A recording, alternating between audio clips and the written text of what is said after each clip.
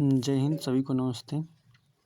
हम लोग GD constable जो 2025 में फरवरी पेपर हुआ था, ये 5/2/2025 का जो दोपहर वाले शिफ्ट में हुआ था 12 से 1 बजे तक, ठीक है। उसमें जो जीएस के क्वेश्चन पूछे गए थे 20 क्वेश्चन, उसको हम लोग देखने वाले हैं कि कैसे कैसे क्वेश्चन आए थे और उससे रिलेटेड गहराई तक हम चारों ऑप्शन को भी सॉल्व करके आप लोग को बताएंगे, ठीक है। तो बने रहिए वीडियो में। चलिए वीडियो की शुरुआत करते हैं। यहाँ पे पहला क्वेश्चन आप लोग को दिख रहा होगा। इसमें पूछा कि हरित क्रांति के दौरान कौन सी नई कृषि पद्धति शुरू की गई थी। तो इसका ऑप्शन नंबर सी सही है, आप लोग यहाँ पे देख सकते हैं। तो जो आधुनिक सिंचाई तकनीकों का उपयोग किया गया था वो हरित क्रांति में नई कृषि पद्धति की शुरुआत थी, ठीक है। और आप लोग को बता दूं कि हरित क्रांति की शुरुआत 1966-67 में हुई थी और ये योजना अवकाश के दौरान हुई थी, ठीक है। और यहाँ पे पूछेगा कि भारत में हरित क्रांति का जनक किसे कहा जाता है, तो आप लोग बता दूं MS स्वामीनाथन कहा जाता है, ठीक है। और विश्व में पूछा जाता है तो विश्व में नॉर्मन बोरलॉग को कहा जाता है, ठीक है। क्वेश्चन नंबर यहाँ पे दूसरा दिया हुआ है कि गुजरात के कच्छ में रण उत्सव किस माह में शुरू होता है। तो गुजरात में मनाया जाता है रण उत्सव और ये इसका ऑप्शन नंबर ए सही है, ये मनाया जाता है नवंबर में, ठीक है। और भी हम देख लेते हैं कि कौन कौन सा त्यौहार कहाँ मनाया जाता है, ठीक है। पहले जब इसकी शुरुआत हुई थी, जो रण उत्सव जो गुजरात में मनाया जाता है, ये पहले 3 दिनों का होता था, 3 दिन चलता था, लेकिन अब नवंबर से शुरू होता है, 3 से 4 माह चलता है, होली के आसपास ख़त्म हो जाता है अगले ईयर में, ठीक है। तो हम आप लोग को कुछ जो प्रमुख उत्सव हैं जो बार बार पूछे जाते हैं उसको आप लोग को बता देता हूँ, बस आप लोग सुनते रहिए। हार्नबिल हार्नबिल फेस्टिवल जो होता है वो नागालैंड में मनाया जाता है, ठीक है। और जो बिहू होता है वो असम में मनाया जाता है, ठीक। लोसार लद्दाख और अरुणाचल प्रदेश में मनाया जाता है। संगाई महोत्सव मणिपुर में मनाया जाता है। अम्बुबाची मेला असम में कामाख्या मंदिर में लगता है। ओणम केरल में, ये फसल कटाई का त्यौहार है और नौका दौड़ के समय होता है। पोंगल तमिलनाडु में मनाया जाता है, ठीक है। इसी को जल्लीकट्टू जो खेल होता है इसी से रिलेटेड है। पुष्कर मेला राजस्थान में लगता है। सूरजकुंड मेला फरीदाबाद हरियाणा में लगता है, जो भी चल रहा है वर्तमान में। रथ यात्रा उड़ीसा में पूरी भगवान जगन्नाथ जी को समर्पित है। और बैसाखी तो पंजाब में आप लोग को सबको पता ही होगा, ठीक है। क्वेश्चन नंबर 3 देखते हैं कि 2011 की जनगणना के अनुसार किस राज्य में पुरुष एवं महिला साक्षरता दर में अंतर सबसे अधिक है। इसका कहने का मतलब है कि ऐसा कौन सा राज्य है जिसमें पुरुष और महिला जो साक्षरता दर है उसमें सबसे ज़्यादा अंतर है। तो यहाँ पे ऑप्शन सी सही हो जाएगा इसका, राजस्थान। क्योंकि जो राजस्थान की साक्षरता दर है उसमें पुरुष की 79% है आसपास, ठीक है। और इसमें महिला 52% है, ठीक है। दोनों का अगर आप लोग डिफरेंस देखे थे तो 66.1% के आसपास आएगा, ठीक है। तो इसका ऑप्शन सी सही हो जाएगा। बता दूं कि 2011 की जनगणना के अनुसार, ठीक है, भारत में जो जनसंख्या है वो 121 करोड़ 2011 के अनुसार है, ठीक है। इसमें कभी कभी पूछ देता है कि उत्तर प्रदेश की साक्षरता पुरुष या महिला कितनी है। तो पुरुषों की जो साक्षरता है वो 77% है, 77.3% उत्तर प्रदेश में। और जो महिला की साक्षरता है वो 57.2% है, ठीक है। ओवरऑल देखा जाए तो टोटल 66% है, 66.67%, ठीक। बिहार में पूछ देता है 61.80% साक्षरता दर है, ठीक। क्वेश्चन नंबर 4 देखते हैं। प्रधानमंत्री की अध्यक्षता में केंद्रीय मंत्रिमंडल ने, ये अक्टूबर 2024 का करंट है, तो आप लोग अक्टूबर नवंबर दिसंबर जनवरी तक करंट अफेयर देख के जाइएगा, ठीक है। तो हम इसको बता देता है। क्वेश्चन नंबर 4 दो दिया है कि प्रधानमंत्री की अध्यक्षता में केंद्रीय मंत्रिमंडल ने अक्टूबर 2024 में संधारणीय कृषि को बढ़ावा देने और आत्मनिर्भरता के लिए खाद्य सुरक्षा हासिल करने के लिए किस योजना को स्वीकृति दी? तो ये पीएम राष्ट्रीय कृषि विकास योजना। ये जो पहले थी, तो ये पहले राष्ट्रीय कृषि विकास योजना के तहत पहले जानी जाती थी। ठीक है, इसका शुरुआत 2007 में हुआ था। ठीक है, इसका आगे चल के नाम बदल दिया गया और 2024 में इसी को पीएम कर दिया गया, पीएम राष्ट्रीय कृषि विकास योजना। पहले ये राष्ट्रीय कृषि विकास योजना 2007 में थी, तब 2024 में इसी का नाम बदलकर पीएम राष्ट्रीय कृषि विकास योजना कर दिया गया। ठीक। क्वेश्चन नंबर 5 देखते हैं। जनगणना 2011 के अनुसार निम्नलिखित में से किस उत्तरी राज्य की साक्षरता दर सबसे अधिक है? तो ये जो आप लोग को 4 राज्य दिख रहे हैं, पंजाब, हरियाणा, उत्तराखंड, तो इसमें मैं आपको बता दूं कि जो पंजाब आप ऊपर सबसे ऊपर दिखा रहा है उसका 75% है। ठीक है, हरियाणा जो सेकेंड नंबर पे है उसका भी 75% है, लेकिन यहाँ पे पॉइंट में अगर आप लोग देखेंगे तो ये 55 है और ये 84 है। ठीक, उत्तराखंड इसका 78% है। ठीक है, और जो हिमाचल प्रदेश है जो लास्ट में डी दिख रहा है इसका 82% है। तो वहीं पूछ रहा है कि सबसे ज़्यादा किसकी है, तो इसमें सबसे जो ज़्यादा है वो वही ऑप्शन नंबर डी है, हिमाचल प्रदेश की। ठीक है, इसकी 78% है साक्षरता दर, 78.80%, और सॉरी 82.80% है, जो कि 4 राज्यों में सबसे ज़्यादा है। क्वेश्चन नंबर 6 देखते हैं। जल में निलंबित ठोस पदार्थ की बढ़ी हुई सांद्रता तथा उनका तली पर जमा होना जहाँ वे अवांछनीय होते हैं किस प्रकार का जल प्रदूषण उत्पन्न करता है? तो इसका ऑप्शन नंबर बी सही हो जाएगा। ये गादन किसे कहते हैं? गादन जल प्रदूषण है जब पानी में घुलकर अधिक मात्रा में जो धूल कण होते हैं वो मिल जाते हैं और नीचे बैठ जाते हैं, उसी को गादन कहते हैं। बस सरल क्वेश्चन यही पूछा हुआ है इसमें। ठीक है, क्वेश्चन नंबर 7 देखते हैं। भारत सरकार अधिनियम 1935 ने संघ और प्रांतों के बीच शक्तियों के विभाजन की कितनी सूचियां प्रदान की थी? तो इसने 3 सूचियां प्रदान की थी। इसमें संघ सूची, प्रांतीय सूची और समवर्ती सूची थी। ठीक है, संघ सूची, प्रांतीय सूची और समवर्ती सूची। ठीक है, जो संघ सूची थे इसमें 59 विषय थे। ठीक, जो प्रांतीय सूची थी इसमें 54 विषय थे और जो समवर्ती सूची थी उसमें 36 विषय थे। ठीक है, आप लोग इसे ध्यान रखिए। ठीक,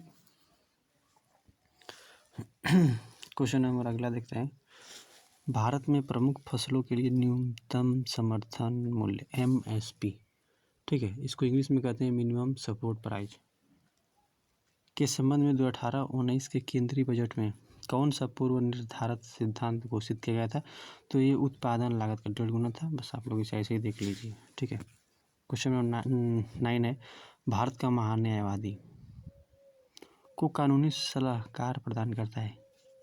ये जो भारत का न्यायवादी है, महान्यायवादी, ये राज्य का देख रेख करता है या केंद्र का? तो ये संघ सरकार का प्रमुख होता है। ठीक है, जो भी जैसे कोई केस मुकदमा हो गया सरकार का तो उसका देख रेख यहीं करता है। ठीक है, भारत का महान्यायवादी, अटॉर्नी जनरल इसी को कहते हैं। ठीक है, तो इसका जो अनुच्छेद मैं आप लोग को बता दूं, ये महान्यायवादी का या आर्टिकल 76 में है। ठीक है, राज्यपाल का 153 है। ठीक, बस आप लोग ऐसे ही देख लीजिए। और मुख्यमंत्री का 164 है, अनुच्छेद दे रखा है। ठीक है, और मुख्य न्यायाधीश का आप लोग को पता ही होगा 124 के तहत इसकी स्थापना की जाती है और इसी में इसको दिया गया है। ठीक है, क्वेश्चन नंबर अगला देखते हैं, इसको हटा देते हैं।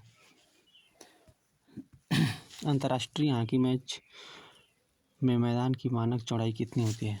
जो अंतर्राष्ट्रीय हॉकी मैच होता है, ठीक है, ये लंबाई हो गई और ये चौड़ाई। ठीक है, तो इसकी जो चौड़ाई होती है ये 55 मीटर होती है। ठीक है, और जो इसकी चौड़ाई होती है यहाँ से यहाँ तक ये 91.40 मीटर होती है। ठीक है। और जो हॉकी, जो अंतर्राष्ट्रीय हॉकी है, इसका समय अवधि होता है 60 मिनट का। ठीक है।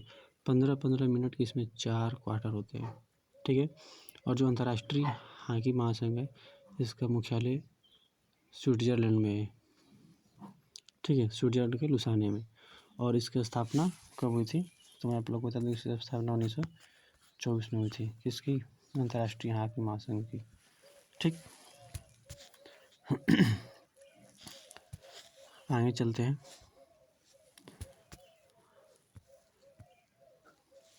हाँ, और एक क्वेश्चन यहाँ से आपको बता दूँ, कभी कोई पूछता है कि सुल्तान अजलान शाह ट्रॉफी किससे संबंधित है? ये हॉकी से है। हॉकी का जादूगर मेजर ध्यानचंद्र को कहा जाता है। ठीक। क्वेश्चन नंबर यहाँ से 11 देखते हैं। विष्णु पुराण के अनुसार चंद्रगुप्त मौर्य की माता कौन थी? तो जो चंद्रगुप्त की माता जो थी वो एक शिकारी की पुत्री थी। ठीक है। और उनका नाम मूरा था। ठीक है। तो यहाँ पे ऑप्शन नंबर बी दिया हुआ है। और आप लोग को यहाँ से कुछ मैं जो इम्पोर्टेंट क्वेश्चन हो सकता है, ठीक है, उसे मैं बता दे रहा हूँ। पूछता है कि मौर्य वंश का संस्थापक कौन था? तो वो चंद्रगुप्त मौर्य ही था। और चंद्रगुप्त मौर्य जो थे वो मौर्य वंश से संबंधित है। ठीक है। इसमें प्रमुख 3 ही शासक हुए थे, एक चंद्रगुप्त मौर्य, एक बृहद्रथ, और उसके बाद चंद्रगुप्त मौर्य के बाद बिंदुसार, बिंदुसार के बाद अशोक। इसमें 3 ही महत्वपूर्ण शासक हुए थे। ठीक है, मौर्य वंश में। ठीक है। और इसका जो अंतिम शासक था मौर्य वंश का वो बृहद्रथ था। ठीक है। क्वेश्चन नंबर नेक्स्ट देखते हैं। टाइम्स आउट नियम किस खेल में लागू होता है? क्वेश्चन नंबर 12 दिया हुआ है। तो ये क्रिकेट में लागू होता है। ठीक है। इसका क्या है, टाइम आउट का मतलब कि आईसीसी और वनडे जो T20 होते हैं उसमें अगर एक खिलाड़ी खेल रहा है, अगर वो आउट हो जाता है तो जो अगला प्लेयर है खेलने के लिए आएगा, वो 2 से 3 मिनट के अंदर ही उसको आना है। अगर नहीं आएगा तो वो आउट माना जाता है। ठीक है। इसीलिए इसमें टाइम आउट नियम लागू होता है क्रिकेट में। ठीक। क्वेश्चन नंबर 13 देखते हैं। कृष्णा जिले के कुचेलापुरम गांव में किस शास्त्रीय नृत्य शैली की उत्पत्ति हुई थी? तो कच्चीपुड़ी। ठीक है, जो कि आंध्र प्रदेश के है। ठीक। मैं आपको और भी इससे कुछ रिलेटेड क्वेश्चन बता दे रहा हूँ।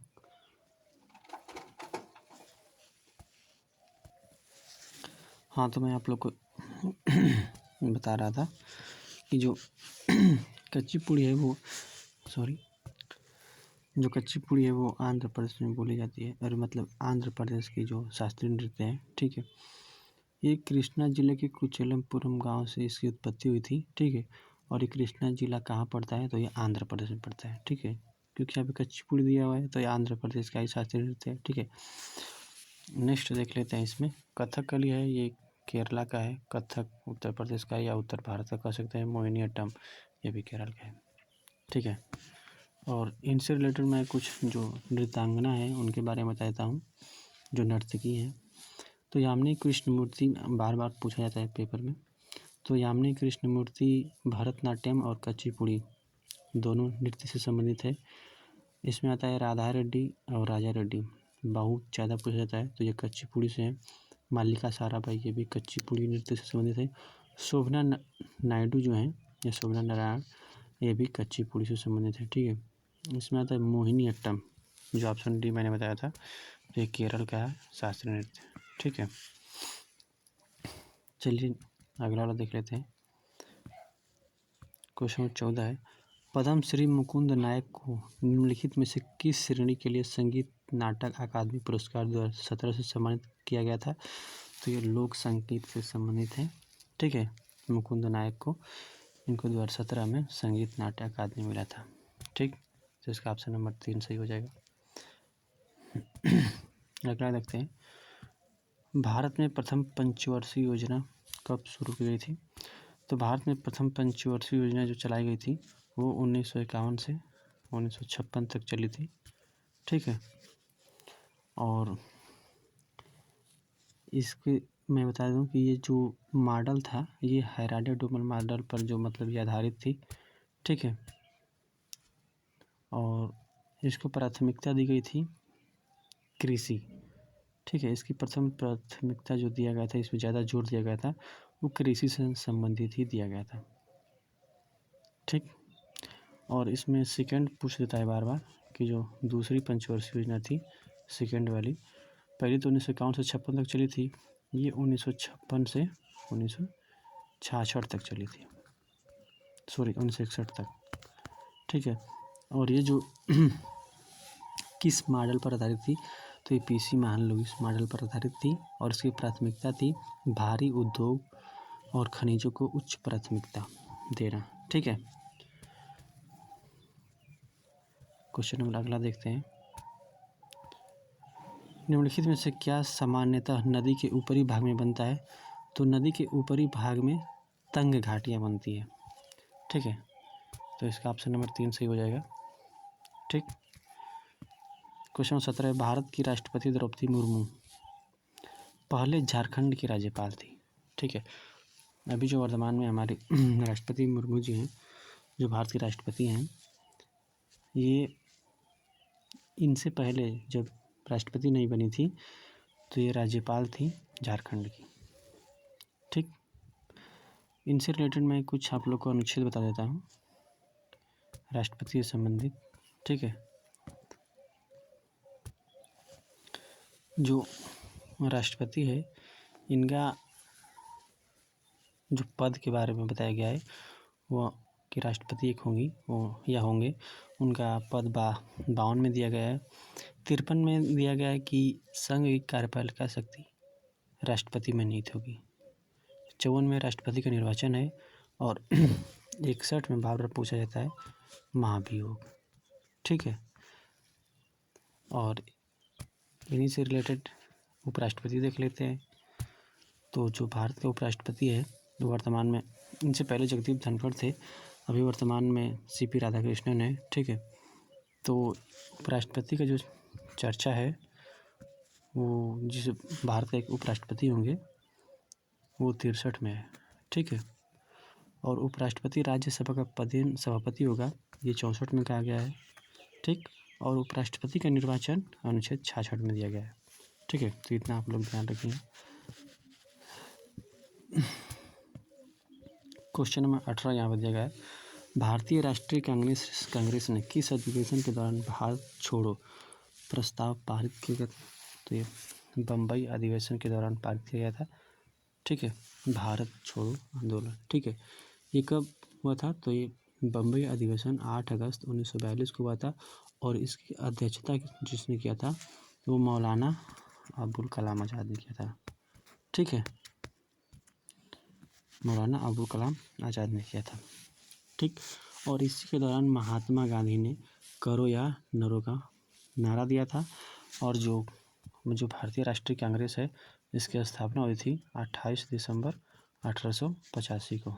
ठीक, अगला क्वेश्चन देख लेते हैं, बस आप लोग सुनते रहिए अगर समझ में नहीं आ रहा है तो। ठीक है, बिले बोर्ड सेल का कौन सा नियम विज्ञान में सबसे महत्वपूर्ण योगदान है?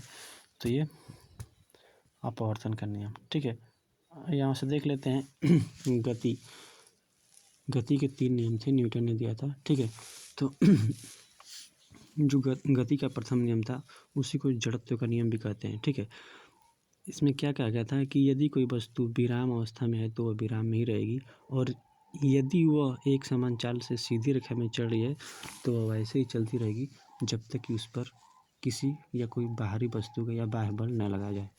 ठीक, और इसमें द्वितीय पहला नियम तो हो गया, उसमें द्वितीय नियम दिया था, हम लोग गति का नियम देख रहे हैं न्यूटन के, और द्वितीय था संवेग का नियम। पूछता है कि जो न्यूटन का गति का द्वितीय नियम है उसे और किस नाम से जाना जाता है? तो उसे संवेग का नियम जाना जाता है। ठीक है, इसमें था कि किसी वस्तु में परिवर्तन की दर उस पर लगाए गए बाहरी बल के समानुपाती होती है। ठीक है, और इसमें एक तृतीय नियम था कि क्रिया प्रतिक्रिया का नियम। ठीक है, इस नियम के अनुसार प्रत्येक क्रिया के बराबर और विपरीत दिशा में एक प्रतिक्रिया होती है। जैसे हम किसी चीज़ को ढकेल रहे हैं तो वो भी हमें ढकेल रहा है, तो इसी क्रिया प्रतिक्रिया का नियम कहते हैं। गोली जो चलती है तो झटका मारती है, तो उसका एग्जाम्पल है। और एक रॉकेट जो उड़ता है तो पीछे की तरफ ढकेल कर ही उड़ता है, तो वही तृतीय नियम आता है, क्रिया प्रतिक्रिया का नियम। ठीक, अगला देख लेते हैं। रायगढ़ दरबार के एकमात्र जीवित 87 वर्षीय कथक नर्तक रामलाल बरेठ को 2024 में निम्नलिखित में से किस पुरस्कार से सम्मानित किया गया था?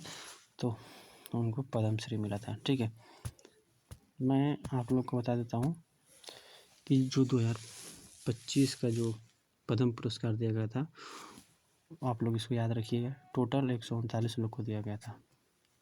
ठीक है, इसमें पद्म विभूषण जो था 7 लोग को।